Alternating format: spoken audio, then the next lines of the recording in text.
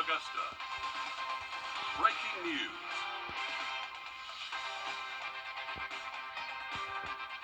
We begin with breaking news. Within the last half hour, we now know the name of the child who died this afternoon in Aiken County after being hit by a vehicle.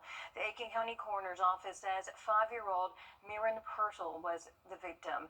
Your Ethan Hunter was there earlier today. He joins us now live in the newsroom. And Ethan, what do we know right now about this case? I got to the scene on Rayburn Road about an hour after law enforcement first arrived. I'm told the child was hit around 4:14 this afternoon. Sadly, she was pronounced dead at the scene a short time later at 4:36. As you can see from video that I took earlier, about 10 or 12 Aiken County Sheriff's vehicles were in front of that house that I was told by the Sheriff's Office was where Miran was hit by the car. The Coroner's Office says the car was driving on the property and Miran was hit in the front yard. She was in the front yard when she was hit. Deputies stayed on the scene, and I did watch most of them leave at around 7 p.m. We have been told the Aiken County Coroner, Aiken County Sheriff's Office, and SLED are continuing to investigate. And this is a map showing where it happened. Rayburn Road is a dirt and gravel drive with about 5 or 6 houses on it. The incident happened about a half-mile down the road from Edisto Road, which is a mile from Highway 1 in the Ridge Spring area. So once again, a 5-year-old girl has died after being hit by a car in Aiken County. A very tragic scene here on New Year's Eve, and we'll keep you updated as we work to learn more. Just a horrible situation there, Ethan, and we are thinking of everyone who is involved in this, her family and friends, and of course we're going to keep you updated as we learn information. And so far we have not heard anything about facing charges at this time.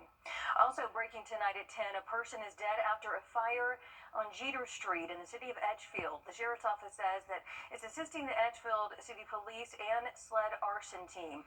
Right now, details are limited. We're working to learn more about the cause of that fire and any information about possible victims. Also breaking right now, fire crews are battling a brush fire in the Highland Hills neighborhood in Graniteville. This is what we have been warning people about here. This is video just into the newsroom from the fire one of our News 12 employees saw about 15 minutes ago, and she said the fire covered at least 3 backyards and appears structures are in danger, as you can see right there. We do have a crew headed to the scene. We reached out to officials about any information as far as this brush fire, so we'll keep you updated online and our News 12 app. That is just so scary to see that, and I know a lot of people are out and about and maybe not home, just very scary. And we're under a fire risk today, an elevated fire risk. We've been talking about this for the past 3 days. Please use extreme caution if you are shooting off any fireworks tonight. We are seeing dry ground conditions, low humidity levels, and we're also seeing a little bit of a breeze. So any sort of spark, if it ignites something, it's going to spread very fast. It will get out of control very quickly. Hopefully, again, those fire crews are able to take care of that very quickly out there over in Graniteville. But looking again at the big 3 factors for us, we're seeing dry ground conditions, a little bit breezy, and then those low humidity levels, so very dry up in the atmosphere as well. Looking at temperatures overnight tonight, we're dropping off into the 30s for us. We're already sitting in those upper 30s, but we'll see the low 30s overnight tonight, so a cold start to our New Year's Day, but plenty of sunshine. We're warming up nicely. We'll talk more about it coming up. All right, thanks, Emily. Happening right now, we're giving you a look at downtown Augusta. People are out. Businesses are likely full of people getting ready to welcome 2026. And while the crowds are out, the Richmond County Sheriff's Office deputies are downtown as well, as in South Augusta. Chief Lewis Blanchard also has the message for telling those that who may go out and drink to have a plan to get home safely without driving. Absolutely want people to have a great time and to be happy. But you're not going to have a great time if you kill somebody or if you end up in a crash yourself. There's no excuse nowadays. Uber is everywhere. Uber, taxi, friends, whatever it takes. But if you choose not to, just be forewarned. We have about 15 extra Georgia State patrols out tonight. We have all of our traffic division working, our heat team, and the GSP helicopter as well. We're not going to tolerate DUIs on our streets.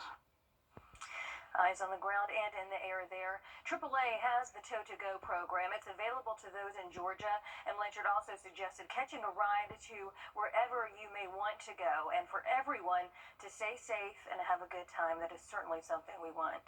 And Blanchard himself is prepping for a promotion. He was named the next chief of police in Lynn Haven, Florida. Right now, Blanchard serves as second in command at the Richmond County Sheriff's Office. Blanchard will fill that position as chief of police in Lynn Haven after the previous chief left back in September. Lynn Haven is in the Panhandle community. Blanchard's start date is expected to be February 9th. In a statement today, he said in part, quote, "I'm leaving Augusta, and leaving it is bittersweet. I will greatly miss the Augusta community." We do have his full statement on our website, WRDW.com, as well as our News 12 app. From News 12, Road to the Championship. Sponsored by Milton Rubens Superstore. The wait is almost over. This time tomorrow night, Georgia and Ole Miss will be on the field down in New Orleans. That's thanks to the Milton Rubens Superstore. We're taking you inside the Big Easy. And that's where we find your News 12 sports director, Alyssa Lyons. Alyssa, less than 24 hours separate us from kickoff. What can you tell us so far? It looks pretty lively down there where you are. Yeah, it is. It certainly is. A lot of Georgia Dog fans already barking at me. I don't know if you can hear them. They're literally barking at me as we speak. But when the Dogs lay their heads to rest tonight, they'll wake up with the start of a new year and a new opportunity to continue on in the college football playoff. But like we know in the Big Easy, a show doesn't go on without a party.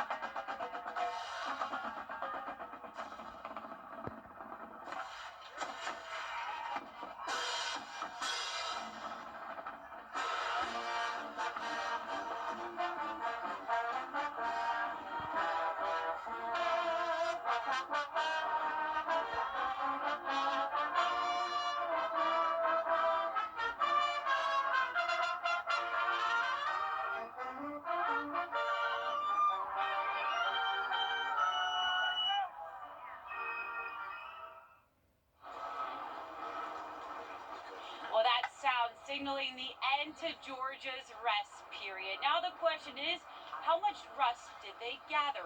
Kirby Smart said in his final press conference ahead of the game that he decided to take a different approach for this preparation and with the Sugar Bowl, because they don't have all those circumstances that they had last year. And as for experience, they have plenty of it. Georgia, 5 postseason appearances in the college football playoff. But we all know resumes don't often dictate outcomes. Once the players get on the field, all that goes away. None of that matters. I mean, we've been in rematches, big games. When you play in the SEC, every week's a big game. You know, when you go on the road in the SEC and play, it's an environment like no other. It can't be matched. And so the gauntlet of what their team has gone through and our team has gone through, this is another, SEC battle. I don't think you can draw much. I don't personally think you can draw much on the experiences you learned from last year. Are experiences like travel, extra day in a hotel, where you don't get those in regular season. But in these kind of matchups, it still boils down to the players making plays and coaches putting them in position to. And speaking of the SEC, they have the most teams of any conference to start the playoffs. So they had 5 teams inside the 12. Now, this is Ole Miss's first postseason appearance in the college football playoff era, which also means that this is the first time that Georgia and Ole Miss will face each other twice in the same season. We all know Ole Miss's only blemish on the year, Georgia. I was just about to say that, Alyssa. A lot of eyes are going to be on this game to see if things are going to be a little bit different. All right, thanks for that. All right, well, let's go ahead and check in right now on the Cotton Bowl between Miami and Ohio State. Right now, it is the Miami Hurricanes leading as we get into the fourth quarter over the Buckeyes, and whoever comes out on top will face the winner of Georgia and Ole Miss in the next round of those playoffs. And big news for one Strom Thurmond's all-time greats, former Rebels wide receiver Braylon Staley, breaking the Tennessee record. Look at that, for most receptions in a season by a freshman. Staley finished the season with 68 catches for more than 800 yards and 6 touchdowns. Congrats to him. And while he breaks out in college, Wagner Sally's Elijah Davis announcing this week that he's entering the 2026 NFL draft. The former War Eagle put 44 total tackles, 2.5 sacks, and 1 fumble recovery during his senior season with Troy. Davis will likely take place in the NFL Combine ahead of the draft. That's taking place in late February. Happening now in Burke County, the sheriff's office is searching for this suspect they say is armed and dangerous, so take a good look right now. 21-year-old Jeremiah Mosley is wanted for 2 counts of felony theft by receiving stolen property. Deputies say that Mosley has stolen several guns. If you have any information as to where he may be, give the Burke County Sheriff's Office a call. That number is 706-554-6633. One person is dead after a motorcycle crash on I-20 eastbound near exit 190. It happened this morning as GSP troopers were in a chase with that motorcycle. Georgia State Patrol says that a trooper saw the motorcycle speeding on I-20 west near mile marker 196. Then the motorist ran from a traffic stop leading to that chase. GSP says that the motorcyclist crossed from I-20 west to the east side when the trooper decided to stop that chase because of traffic and the motorcyclist, quote, reckless driving. The trooper eventually came up on the crash in the center of the road. That motorcycle was fully engulfed. Right now, we do not know the identity of the motorcyclist who died at the scene of the crash, but we are working to find out. And new year means new laws, so let's go ahead and start off in Georgia. Georgia's flat state income tax is going to fall again as part of a plan to lower it to below 5% January of 2027. Every Georgia taxpayer can create one catastrophe savings account. The Georgia Health Insurance Affordability and Consumer Protection Act means that Georgia must create an insurance program if the Affordable Care Act expires, which it will come midnight. The law is meant to provide Georgia with a way to offer state-run assistance and consumer protection, as many people would face higher health care costs now to Georgia schools, where they're starting in July. All public K-8 schools must ban personal internet-connected devices like smartphones, smartwatches, headphones, and more during school hours, except for school-issued devices. And across the river in South Carolina, the liquor liability and tort reform law go into effect at midnight. That means places that serve alcohol are required to have a $1 million liability policy. But the new law allows those locations to make the cost more affordable if they stop serving alcohol before midnight, and they would only be responsible for paying 50% of the damages in a drunk driving lawsuit. The hands-free driving law goes into effect February the 28th. After that, you'll be able to get a ticket. Now, we have a full list of changes coming on Wrdw.com. So, new laws, new year, and new plans. We caught up with people all around the CSRA about their New Year's resolutions headed into 2026. So let's hear from them about what they are. 2026 is the year of the horse, which is moving forward with intention. And that's my plan, is to go forward and leave the past in the past. Be a better person. Be more respectful to others and myself, and try to help others more. I'm loving those. Those are both good. I need to take that advice myself. Yeah, those are really good things to bring into the new year. And we're not starting off too bad, and it's going to be a chilly start, but hey, it's January, or about to be in just a few hours, so 34 for your wake-up temperature tomorrow, where you have a beautiful afternoon in store. We'll talk more about it coming up. And there's a large change coming to SNAP benefits next year. We've got that and more news for you in just a moment. At Parker's Kitchen, get our new breakfast meal deal: a sausage, egg, and cheese biscuit, a hot coffee, and a crispy hash brown for just $5.99 at Parker's Kitchen. Catch the Dogs as they clash with Ole Miss in this Thursday's big game. News 12 brings you live coverage straight from New Orleans. Join us for exclusive coverage and behind-the-scenes breakdown of the teams in the game. Follow the Dogs' road to the championship with expert analysis and insider access. Tune into News 12 every day this week for all the action and excitement. Sponsored by Milton Wrdw Superstore. Don't miss it. Farmers Home Furniture is celebrating Farmers Home Furniture, your hometown store. We have a reminder from the Columbia County Sheriff's Office when it comes to those launching fireworks. Fireworks are legal in Georgia, and you can set them off on New Year's Eve right now, but that's until about 1 a.m. on New Year's Day. But just because you can does not mean you should, especially right now, Emily. Yeah, we are under that enhanced fire risk for us, and it's going to last throughout the night and throughout the start of the day tomorrow. So please do not shoot off any fireworks. Honestly, I know that that's not fun, but we have already seen many brush fires over the past couple of days, and one that's going on could still be going on right now that we just saw at the beginning of the show.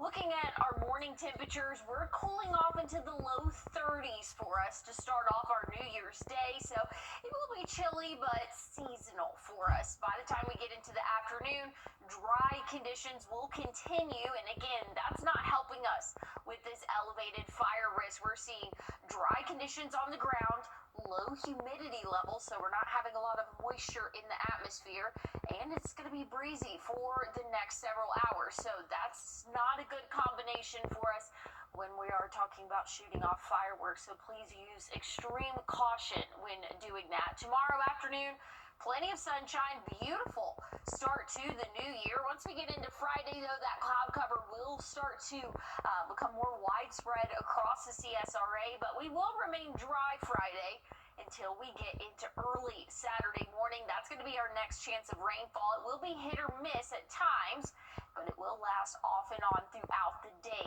But again, we'll still have a few pockets of dry conditions throughout the afternoon, the evening. Some of those heavier showers and thunderstorms south of I-20, and then by the time we get into Sunday, plenty of sunshine for us. Things are looking a lot better for the start of next week. So again, nice and dry tomorrow, Friday. Friday will be cloudy, but dry. Once we get into Saturday, that's when we're tracking that more widespread rainfall for our area. Nice and dry Sunday and Monday as well, and plenty of sunshine for the next couple of days, again, excluding Friday, Saturday.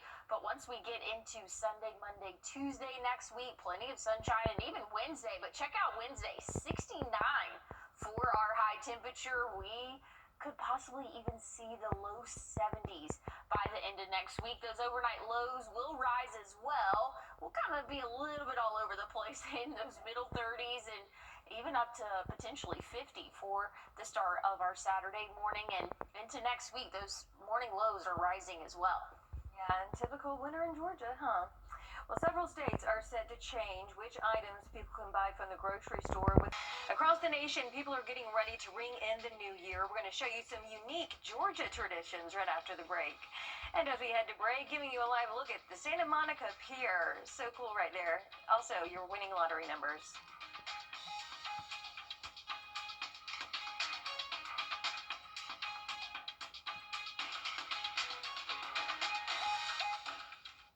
Closed captioning is brought to you by Hug and Spiel.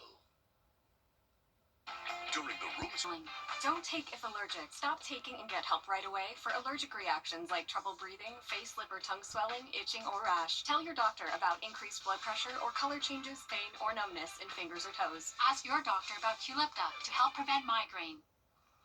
Welcome back. When the clock strikes midnight, Georgians won't just be watching the ball drop in New York City.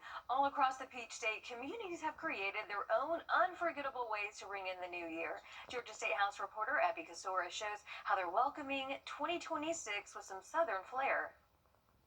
Inside a neighborhood bar in Cabbagetown in downtown Atlanta, the countdown is on as Georgians say goodbye to one year and hello to the next. Georgians across the state have found ways to turn hometown pride into New Year's Eve traditions. In Perry, it's the buzzard drop. Down on the coast in Brunswick, the shrimp drop. Tallapoosa drops a possum, and don't worry, it's dead and taxidermy. Villa hosts the hog drop. Tipton drops a gnat, they call it Matt. Alan sends an Edelweiss, a traditional German flower floating into the new year. And in Atlanta, the famous peach drop is now a laser light show, lighting up the sky across the city. But here in Cabbagetown, the biggest honor of the night goes to produce. At midnight, this cabbage drops, cut by the person named the Cabbage Mayor of the Year. It's very reflective of Cabbagetown itself, because we're not flashy and we're not bold or anything, but it's just super organic and very fun. Outside neighborhood bars and shops, the mood is hopeful.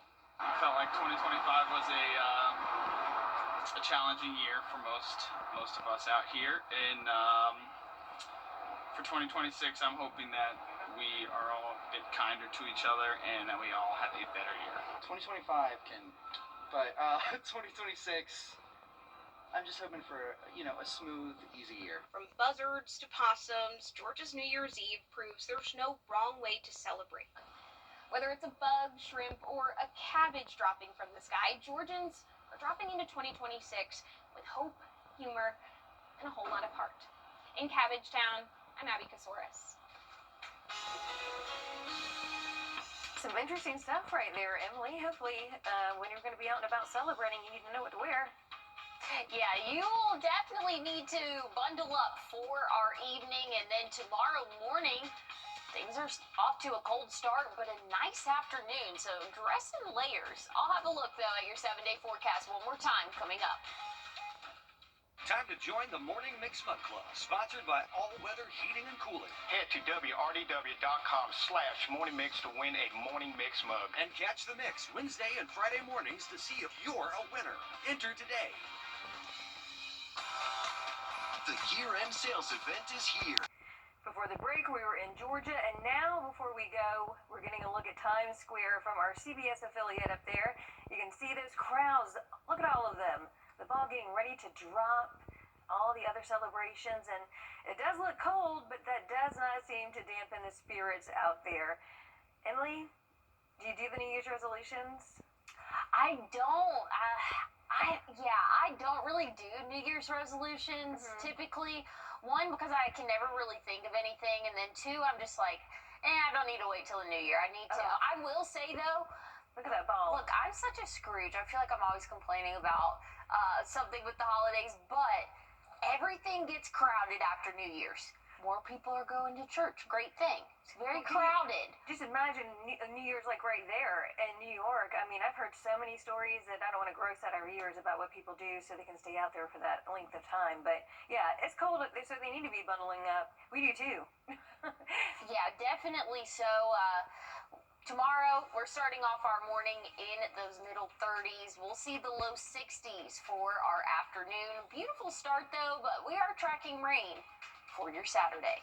All right, well, we hope that you have a safe and wonderful new year as we ring in 2026. Farmers Home Furniture is celebrating